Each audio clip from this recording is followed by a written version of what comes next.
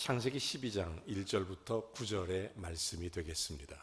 교독함으로 공독합니다. 여호와께서 아브라함에게 이르시되 너는 너의 고향과 친척과 아버지의 집을 떠나 내가 네게 보여줄 땅으로 가라.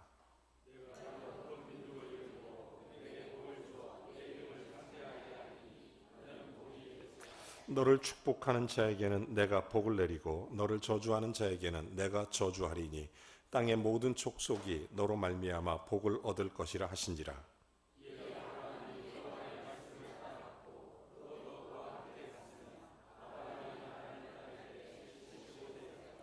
아브라함이 그의 아내 사레와 조카 롯과 하란에서 모은 모든 소유와 얻은 사람들을 이끌고 가나안 땅으로 가려고 떠나서 마침내 가나안 땅에 들어갔더라.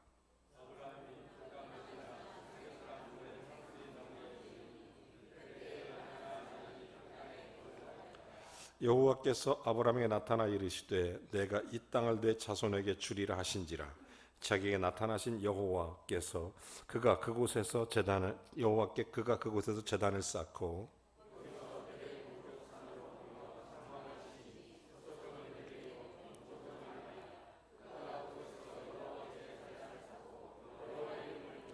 다 같이 점점 남방으로 옮겨갔더라. 아멘. 특이한 현상 가운데 하나가 있습니다. 온라인, 오프라인 가릴 것 없이 지금 우리나라 서점에서 가장 많이 팔리고 있는 책 제목은 쇼펜하우어라는 책입니다. 염세주의 철학자 쇼펜하우어 책이 왜 이렇게 잘 팔릴까? 왜 우리 국민들은 염세주의에 열광할까? 세상에 염증을 느껴서 그런 걸까? 왜 이것이 모든 사람의 관심을 집중시키고 있을까? 상당히 특이한 현상 중에 하나였습니다. 심도 있게 그 책을 들여다보면서 재미난 문장 하나를 찾았습니다. 그 문장에 그와 정반대되는 한 사람의 철학자를 언급하고 있는데 그 사람의 이름이 키에르 케골이라는 사람입니다. 실존주의 철학자. 그분이 이런 얘기를 합니다. 인간을 유혹하지 못하면 인간을 구원하지 못한다. 놀라운 얘기입니다. 충격적인 문장입니다. 여러분, 우리가 책을 읽는 이유 중에 하나는 우리를 이끄는 문장이 있기 때문입니다. 저는 독서라는 것은 문장이 나를 책 속으로 끌어들이는 그런 일입니다. 제가 최근에 아주 희한한 분을 한 분 봤습니다. 진짜 희한한 분입니다. 이분이 누구냐면 도명수라는 분이신데 이분은 국어사전을 읽었습니다. 여러분은 아니지 모르지만 이걸 완독을 하는데 3,000페이지 16만 개의 단어 그 뜻을 하나씩 읽어가는 겁니다. 이걸 다 읽는데 730일이 걸렸습니다. 그 책을 다 읽고 나서 국어사전을 다 읽고 나서 자기 마음에 드는 단어 7,438개를 뽑았습니다. 16만 개 중에 약 5%에 해당하는 그것을 뽑아냈어요. 마음에 드는 단어를. 그리고 그 뽑은 단어를 엮어서 하나의 책을 냈습니다. 행복에 유혹하는 언어라는 책입니다. 도명수 작가의 책, 유혹하는 언어라는 이 책. 이 책에 참 놀라운 이야기들이 써 있었습니다. 이분이 이것을 3,000개로 줄였습니다. 그렇게 만든 책이 3,000어 사전입니다. 한글 3,000어. 그걸 또 1,000개로 줄였어요. 한글 1,000어문이라는 단어입니다. 가능, 이게 첫 번째. 자기가 좋아하는 단어 1,000개를 줄여보니까 가능, 이게 첫 번째. 맨 마지막 희락. 1,000개의 단어를 줄였어요. 사람들이 궁금해서 물었습니다. 당신이 국어사전 16만 개의 단어, 3,000페이지, 730일 동안 그 책을 읽고 나서 가장 마음에 드는 단어는 무엇이냐? 한 가지. 뭐냐? 이 사람이 주저없이 대답합니다. 유혹. 유혹이 나를 책 속으로 끌어들였다. 그런 얘기였습니다. 여러분, 인생을 책으로 비유한다면 사실은 항상 찬란하고 빛나고 또 그냥 사는 이런 순간보다 의미 없이 지나가는 그런 시간들이 훨씬 더 많을 것입니다. 우리의 인생을 넘기는 페이지가 훨씬 더 그냥 별 쓸데없이 의미 없이 지나가는 그런 날들이 훨씬 더 많을지도 모릅니다. 하지만 포기하지 않고 삶의 책장을 한 장씩 넘길 수 있는 것은 때때로 간간히 우리를 유혹하는 단어들이 나오기 때문입니다. 재미있고 신나게 무의미한 것들을 의미 있게 만들어주는 그런 일들이 나타나기 때문입니다. 사실 인생은 국어사전 읽는 거하고 비슷합니다. 재미없고 누구도 예외 없이 지루하고 의미 없이 지나가는 그런 날들도 굉장히 많을 것입니다. 참고 견디고 살아내고 살아가고 중간중간 찾아오는 기쁨이 있어서일 것입니다. 낚시꾼이 낚시하는 이유가 있습니다. 낚시를 모르는 사람들은 낚시꾼이 그 지루한 시간을 어떻게 견디는지, 그 멀리 있고 그 황망한 시간들을 어떻게 견디는지 궁금해하지만, 사실은 낚시꾼은 그냥 의미 없는 시간을 보내는 것이 아니라 팽팽한 긴장감 속에 월척을 기다리는 것입니다. 집중하면서. 그래서 낚시꾼이 지루한 시간을 보내는 게 아니라 월척을 낚으면 그 순간 그 기다림의 모든 시간은 의미가 있어지는 것입니다. 우리가 인생의 책장을 넘기는 것도 사실은 우리에게 찾아온 어떤 순간, 그것을 발견하게 되면 모든 순간이 의미가 있어지게 되는 것입니다. 그런 의미에서 우리를 유혹하는 순간이 참 중요하고, 그런 언어가 너무 중요한 것입니다. 그 순간 때문에 모든 평범한 시간이 의미가 있어지기 때문에 사도 바울이 이걸 깨달았어요. 그래서 사도 바울이 고린도전서 9장 23절을 통해서 뭐라고 얘기하냐면 이런 얘기를 합니다. 내가 복음을 위해서 모든 시간, 모든 행함, 모든 삶, 이것을 이루는 것은 복음에 참여하기 위해서이다. 사도 바울을 유혹하는 언어는 복음이었습니다. 그의 인생의 키워드가 그거예요. 그러다 보니까 나는 복음을 위해서 모든 것을 가능하게 했다. 모든 것이 의미 있는 삶이었다. 이렇게 고백하게 되는 것입니다. 제가 최근에 어느 카페에 갔다가 우연히 그곳에 진열되어 있는 책 한 권을 발견했습니다. 책 제목을 보는 순간 제 마음이 확 끌려갔어요. 그 제목은 정말 저를 유혹하기에 충분한 문장이었습니다. 마치 국어사전에서 내가 필요한 단어를 찾는 것처럼 그 책 제목을 보는 순간 제가 확 눈이 밝게 띄었어요. 그 책 제목은 이런 것입니다. 못 가본 길이 아름답다. 박완서 씨가 쓴 책입니다. 제가 이 책을 읽고 너무 감동을 받았어요.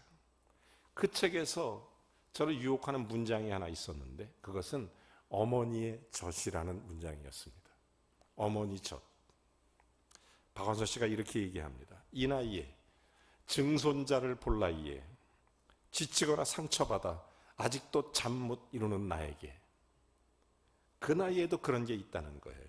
증손자 볼 나이에도 내 시름에 겨우 힘들어할 때 내가 엄마 연거푸 부르면 끝도 없이 옛날 생각이 나고 이야기를 낳고, 그렇게 부르면서 마음이 촉촉하게 젖어오면 오그라졌던 몸이 쫙 펴진다. 박완서 씨의 글입니다. 그러면서 그는 이렇게 반복적으로 얘기합니다. 이 몸이 얼마나 사랑받은 몸인데, 이 몸이 얼마나 사랑받은 몸인데 나이가 들어도 엄마 젖이 필요했나 봅니다. 여러분, 몸이 오그라들 때, 아이들이 울 때 엄마 젖 온몸이 쫙 펴지게 만들어주는 그 말 한마디. 베드로도 이것을 깨달았습니다. 베드로전서 2장 2절에 보면 이런 얘기를 합니다. 너희가 신령한 젖을 사모해라. 갓난아기처럼 순전하게 순수하게, 그로 말미암아 너희로 구원에 이르도록 자라게 하기 위해서. 여러분을 이렇게 부르는 이 신령한 젖, 저는 이 말씀을 깊이 묵상해 봅니다. 지루하고 딱딱해 보이는 때로는 우리의 삶 가운데 한 문장, 나를 흔들어 깨우는 한 문장, 내 인생을 좌우할 한 문장, 그것을 사모했던 그 문장에 대해서 스스로에게 물었습니다.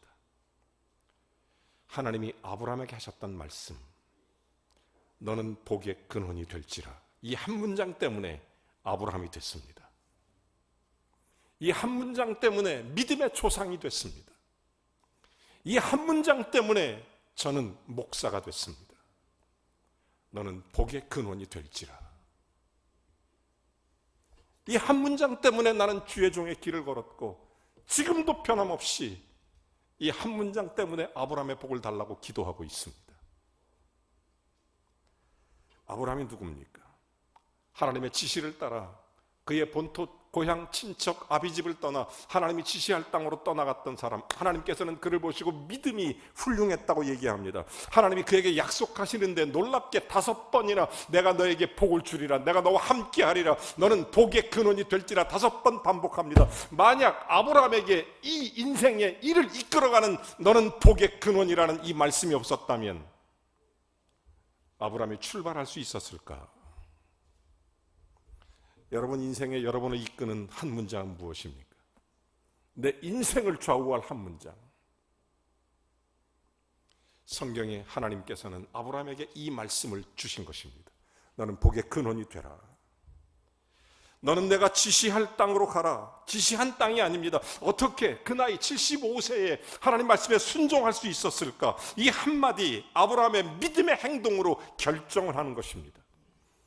아브라함과 우리의 차이점이 있다면 하나님은 동일하게 지금도 우리에게 말씀하시는데 아브라함은 순종했고 우리는 때때로 주저하기 때문에 인생이 조금 다른 겁니다.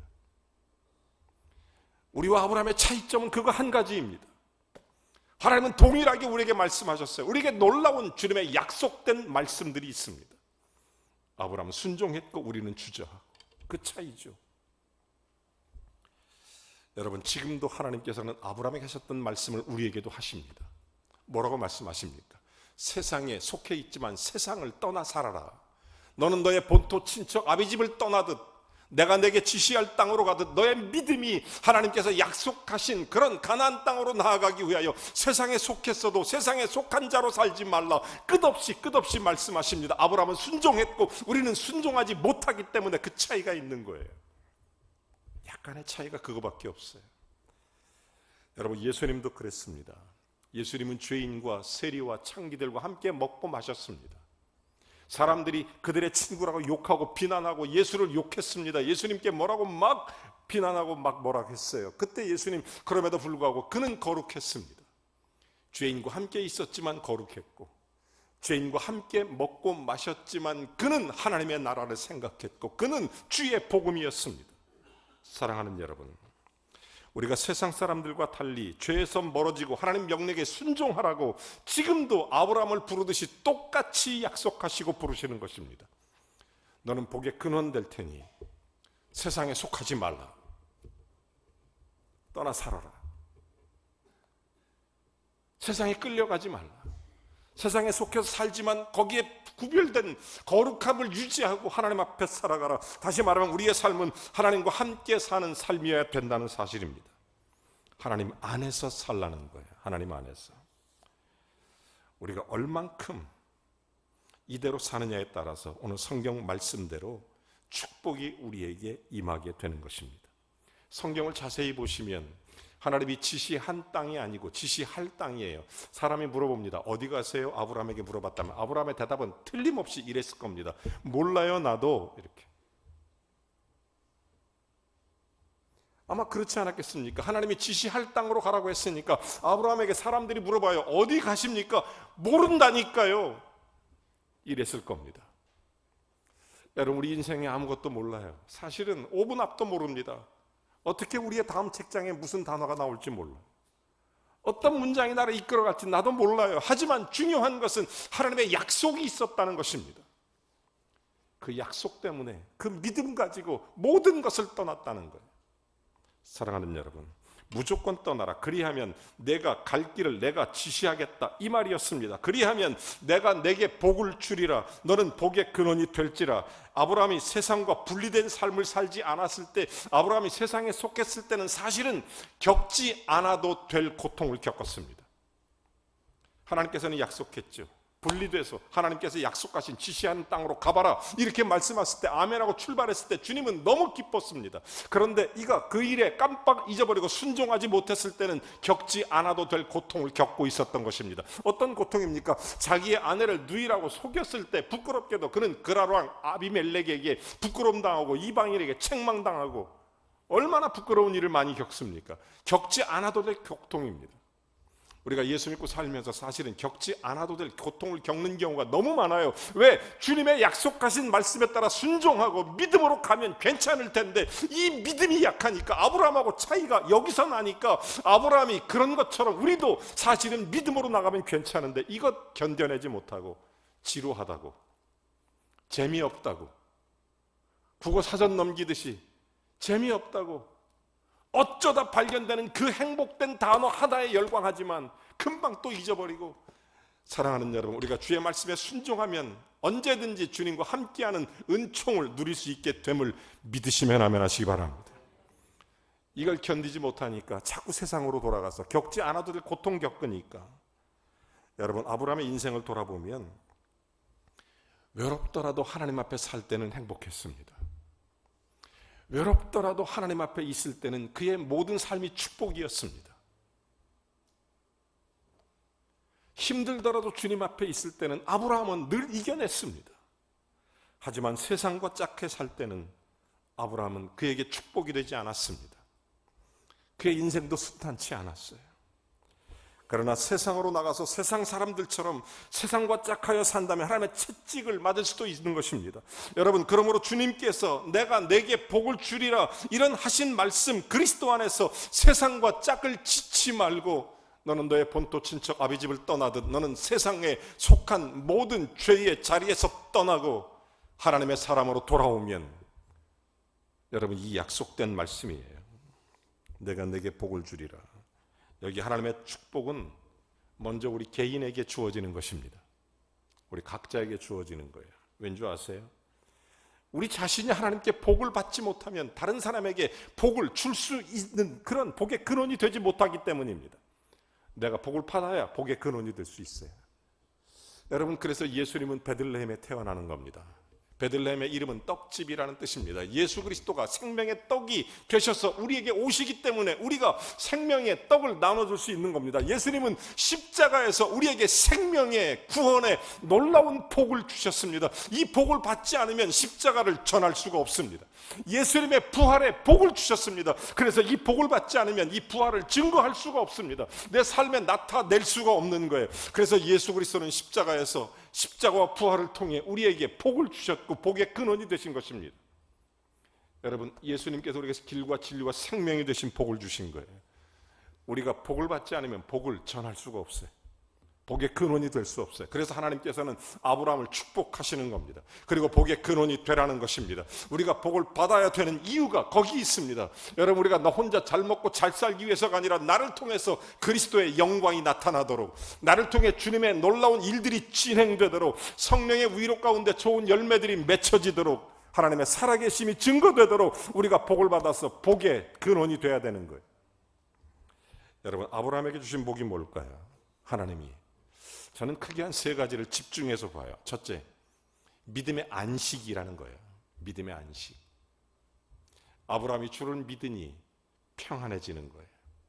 여러분, 예수 믿으면 평안이 찾아오는 것입니다. 원래 아브라함의 거처는 장막이었습니다. 가는 곳마다 짐을 풀었다, 또 묶었다, 천막을 쳤다 걷었다. 얼마나 번거롭겠습니까? 얼마나 귀찮겠어요. 그리고 그의 인생에 소유권 있는 땅이 하나도 없어요. 맨날 옮겨 다니는 땅이에요. 아브라함이 장막에 거할 때. 하지만 그에게 하나님이 함께 하시니 안식이 찾아온 것입니다. 여러분, 믿음의 축복의 첫 번째는 평안이에요. 안식함이에요. 문자 그대로 그는 주님 주시는 평안을 누리며 산 것입니다. 그는 하나님을 온전히 의지하다 보니까 분명히 평안을 누리게 되는 겁니다. 내 친척 고향 아비 집을 떠날 때 이렇게 말씀할 때 즉시 떠났죠. 아브라함에게 어떤 사람이 그렇게 얘기한 거 똑같지 않습니까? 그는 원주민 있었던 가나안 땅에 가는데 얼마나 두려웠겠어요. 하지만 그는 평안했습니다. 왜? 믿음의 안식이 있기 때문이에요. 믿음의 안식. 하나님의 뜻이 그에게 삶의 유일한 법칙이었습니다.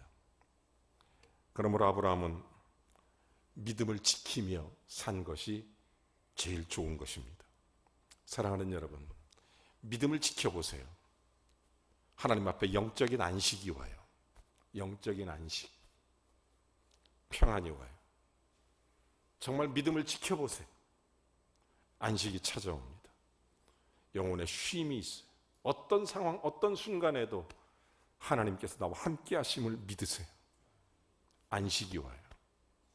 쉼이 와요. 쉼이. 여러분, 아브라함처럼 하나님 말씀을 온전히 믿고 순종해서 그렇게 살면 강물같이 흐르는 하나님의 은혜가 우리에게 임하게 되는 줄로 믿습니다. 믿음을 따라 축복해 주시고 크게 믿으면 크게 축복해 주시는 것입니다. 아브라함이 받았던 저는 두 번째 축복이 있다면 믿음의 승리라고 확신합니다. 믿음의 승리. 아브라함은 원래 싸우는 사람이 아니었습니다. 성경은 이렇게 말하죠. 세상을 이김은 이것이니 믿음이니라 이렇게 말해주고 있지 않습니까? 아브라함이 싸우는 사람이 아니지만 하나님께서 싸우라고 할 때는 목숨 걸고 싸웁니다. 열렬하게 장렬하게 싸워요. 굉장히 싸웁니다. 여러분, 그 이유가 있다면 사도 바울이 로마서 8장 37절에 이런 얘기를 합니다. 모든 것이 그래서 우리를 사랑하신 이로 말미암아 넉넉히 이기도록 하시는 분이 하나님이시다. 넉넉히 이기느니라. 하나님이 함께 하신 이기는 거예요. 승리하는 거예요. 여러분, 믿음의 복이 뭐예요? 승리케 하시는 겁니다. 왜? 하나님이 함께 해주시기 때문에. 믿음의 복, 승리의 복이에요. 히브리서 11장 33절도 이렇게 말합니다. 저희가 믿음으로 나라를 이기기도 하고 의를 행하기도 하고 약속을 받기도 하며 사자들의 입을 막기도 하며 그러면서 이기게 하신 겁니다. 여러분, 믿음으로 산 사람은 언제나 승리했습니다. 세상의 경험, 지식, 재산, 이거로 인생을 실패한 사람들은 얼마든지 찾아볼 수 있습니다.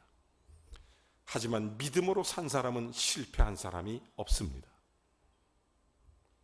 여러분, 우리가 왜 믿음을 하나님께서 우리에게 중요하게 여기시는가? 아브라함이 믿음으로 순종했을 때 하나님이 주셨던 놀라운 약속의 말씀, 내가 복의 근원이 되게 하리라. 이 말씀을 5번이나 반복하신 이유, 여러분, 이 말씀 한마디면 우리 인생을 이끌어가기에 충분하지 않습니까? 저는 이 말씀 한마디면 목사로서의 삶이 충분합니다. 사랑하는 여러분, 정말로 믿음으로 산 사람들은 승리합니다. 하나님이 함께 하시기 때문에. 마틴 루터가 이런 얘기를 하죠. 믿음으로 승리한 사람들을 잘 찾아보고 연구해 보니까 한 가지 특징이 있더라. 그것은 하나님과 동행하지만 하나님만 의지하더라는 것. 하나님만 의지하는 자에게는 백지수표에 하나님의 사인이 들어간 백지수표를 그에게 주는 것과 똑같다. 그는 이제 그 수표에 사인만 하면 되더라. 이게 믿음의 능력이더라. 마틴 루터의 얘기입니다. 여러분, 이런 특권을 받으셨습니까? 이런 특권을 받기를 원하십니까? 주님 말씀을 기억해 보세요. 요한복음 15장 7절에 이런 말씀이 있습니다. 너희가 내 안에 거하고 내 말이 너희 안에 거하면 무엇이든지 원하는 대로 구하라. 그리하면 이루리라. 시편 37편 4절도 이렇게 말합니다. 또 여호와를 기뻐하라. 저가 내 마음의 소원을 이루어 주시리라. 여러분, 그렇습니다. 믿음은 승리를 줍니다. 믿음은 승리를 줘요. 얼마나 큰 축복입니까? 우리도 믿음을 가지면 그때마다 주님께서 필요를 따라 역사하시는 하나님의 은혜가 임하는 것입니다.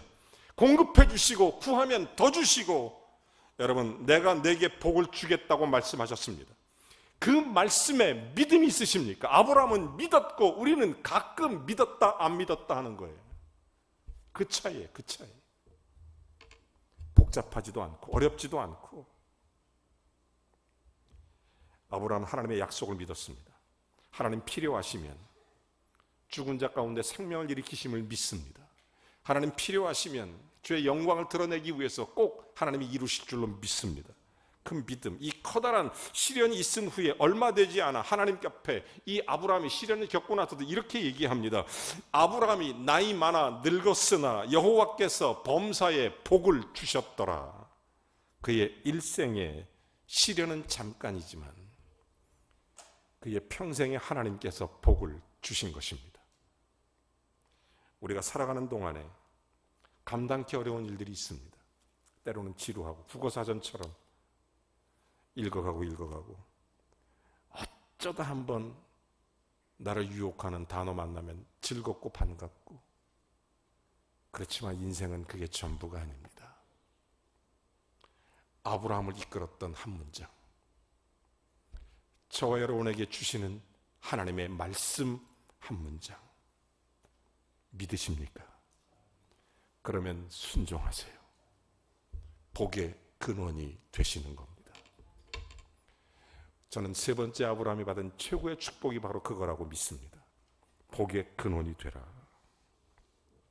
믿음으로 사는 것, 평탄한 길만 있는 건 아닐 거예요. 하나님은 어느 사람을 축복하실 때 축복받은 사람이 또 다른 사람을 축복하게 만들어 주시는 것입니다. 인류 역사를 통해 이런 사람 얼마든지 많죠. 아브라함, 모세, 말할 것도 없어요. 그렇죠? 다니엘, 요셉, 엘리야, 엘리사 다 똑같습니다. 빌리그레함, 아니 멀리 갈 것 없이 저와 여러분 똑같지 않습니까? 우리가 복을 받았고 우리를 통해서 복이 흘러가지 않습니까? 축복하는 사람 아니겠습니까? 여러분 다 그래요. 어떻게 우리가 복의 근원이 될 수 있느냐? 그들의 삶이 다른 사람에게 본이 될 때 복의 근원이 될 수 있습니다. 여러분 사도 바울이 그런 얘기를 합니다. 고린도전서 11장 1절에 보면 내가 그리스도를 본받는 자 된 것처럼 너희는 나를 본받아라. 축복이 됐다는 뜻입니다. 흘러갔다는 거예요. 그리스도가. 여러분 예수 믿고 진정으로 그리스도의 복음의 역사가 일어나는 것이 바로 여기에 있습니다. 여러분 예수 믿으면 그리스도가 내 안에 주인이고 그 믿음이 나를 통해 흘러 들어갈 수 있어야 되는 것입니다. 여러분 그리스도를 본받는 자 된 것처럼 여러분을 통해서 예수님이 흘러가십니까? 그게 복의 근원이 되는 축복이에요. 여러분 내가 누구를 해서 기도합니다. 그러면 그 기도를 통해서 그 다른 사람을 축복할 수 있어요. 여러분 잔 낙스가 기도하니까 스코틀랜드를 구원하신 줄로 믿으시기 바랍니다. 여러분 우리가 기도하면 나라와 민족을 구원할 수 있습니다. 기도하면 많은 영혼을 구원할 수 있습니다. 여러분 내가 누군가를 축복하면 그 사람의 인생을 축복하면 우리가 축복의 통로로 쓰임받는 것임을 믿으시면 아멘 하시기 바랍니다. 여러분 그런 거예요. 내가 기도로 복 받을 수 있어요. 기도로 복의 근원이 되는 거예요. 여러분 누군가를 기도하세요. 여러분은 가정의 복의 근원이 되십시오. 여러분이 자녀의 복의 근원이 되십시오. 여러분이 교회의 복의 근원이 되십시오. 여러분이 나라와 민족의 복의 근원이 되십시오. 여러분이 있는 곳에 복의 근원이 되십시오. 성경은 아브라함에게 말씀하셨습니다. 너는 복의 근원이 될지라. 오늘 동일하게 우리에게 말씀하십니다. 너는 복의 근원이 되라. 바로 그거예요. 바로 그거예요. 하나님이 주신 말씀, 아브라함처럼 믿고 순종하고 아브라함처럼 믿고 믿음으로 나가면 여러분을 통해서 다른 사람을 축복하고 다른 사람을 세워갈 수 있어요. 여러분 축복 중에서 가장 큰 축복이 뭐예요? 예수 그리스도의 생명의 축복이에요. 생명이 생명을 낳듯이 예수 그리스도의 복음을 전하는 것도 그것이 가장 중요한 복의 근원의 길인 것입니다. 여러분을 통해서 예수가 증거되게 하십시오. 여러분을 통해서 예수가 나타나게 하십시오. 여러분을 통해서 예수 그리스도의 복음이 전해지게 하십시오. 예수 그리스도가 우리를 구원하기 위해 이 땅에 오셨다. 그리고 우리를 위해 죽으셨다. 우리의 모든 죄를 사하시기 위하여 그 모든 죄값을 십자가에 담당하셨다. 그리고 우리의 모든 죄를 속량하시기 위하여 우리를 모두 구속하여 부르셔서 우리의 모든 죄를 담당하셨다. 그리고 우리의 죄를 씻으사 사흘 만에 부활하여 생명을 주셨다. 여러분을 통해서 복의 근원 삼기를 원하시는 것입니다. 복음을 전파하세요. 예수의 복음을 전파하세요. 우리는 복의 근원입니다. 아브라함처럼 오늘도 동일하게 주님은 약속해 주신 것입니다.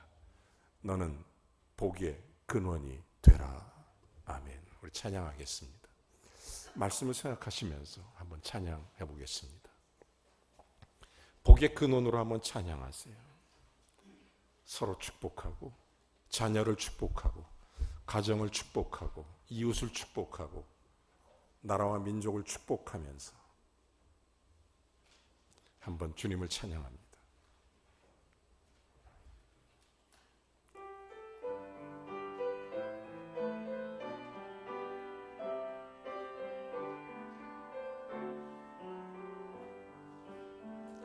여기에 모인 우리 주의 은총 받은 자여라. 주께서 이 자리에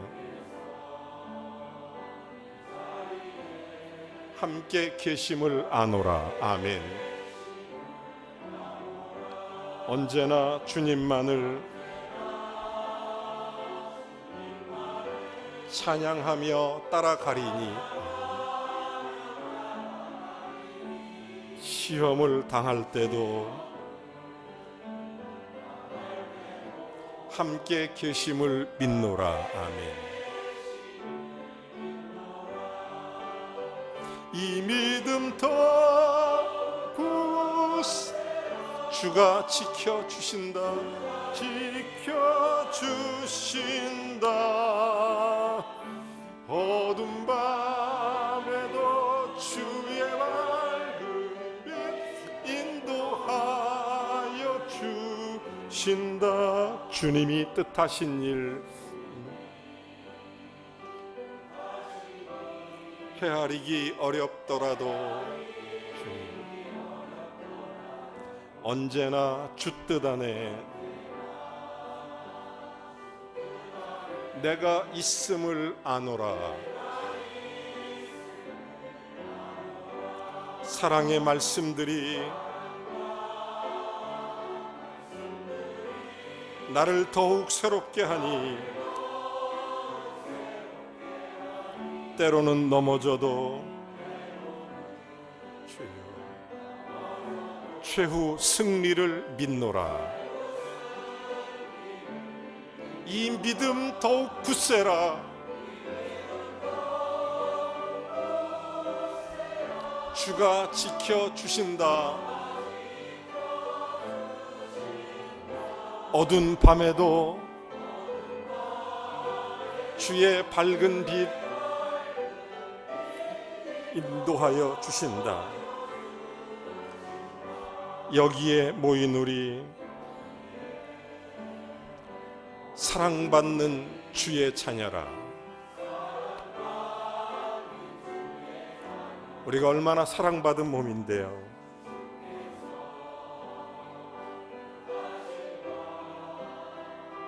정길 통해 펼치 너는 복의 근원이 되라고 말씀하십니다. 아멘. 말씀 중에 나욱 그님 의지하오니 어려움 이겨내고 주님 더욱 찬양하라. 이 믿음 더욱 굳세라. 주가 지켜주신다. 어두운 밤에도 주의 밝은 빛 인도하여 주신다. 기도하겠습니다. 하나님께서 아브라함에 주셨던 이 한마디 말씀, 오늘 우리에게 주신 이 한마디 말씀, 믿음으로 순종하며 나아가는 자에게 약속하시는 축복들, 무엇보다 예수 그리스도의 복음의 통로가 되며 우리의 사랑하는 가족, 이웃, 나라와 민족, 내 삶의 자리마다 하나님께 영광 돌리는 복의 근원. 하나님, 내가 복이 있어야 다른 사람을 줄 수 있습니다.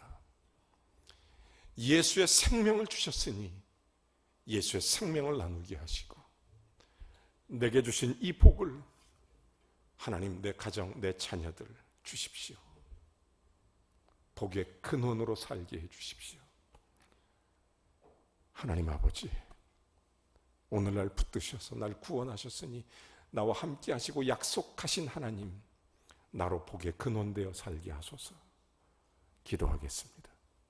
함께 기도합니다. 하나님, 아브라함과 같이 나에게 주셨던 하나님의 말씀을 믿음으로 주께 순종하며 나아갑니다.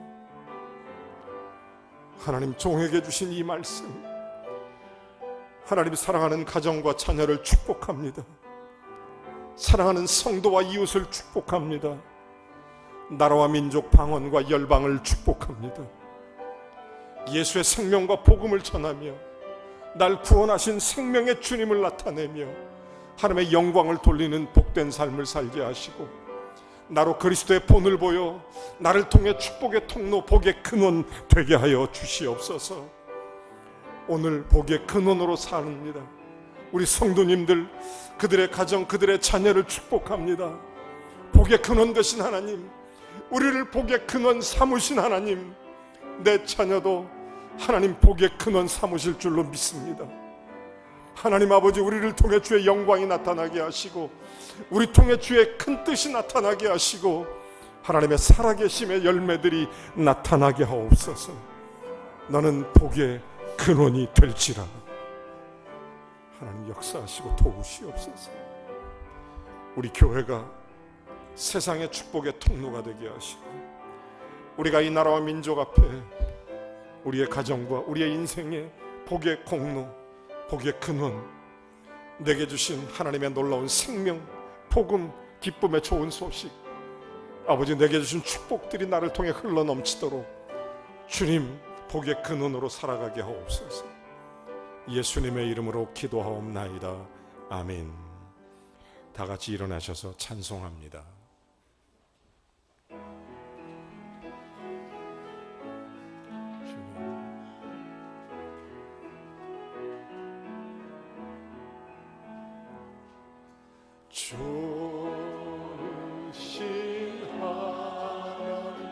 좋으신 하나님,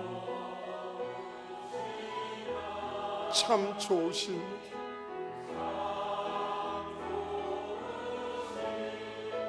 나의 하나님, 우리의 기도를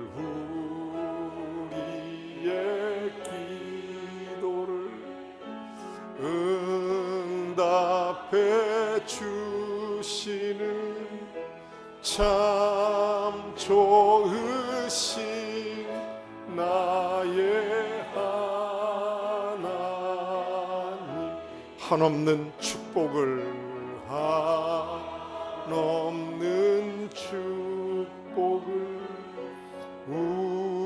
우리에게 주시는 참 좋으신 나의 하나님.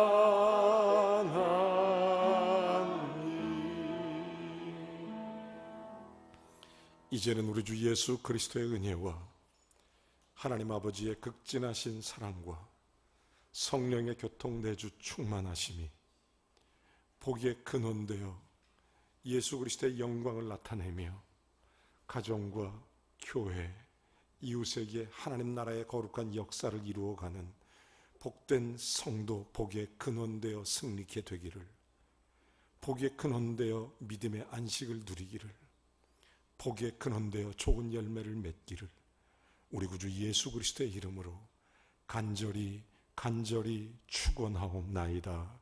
아멘.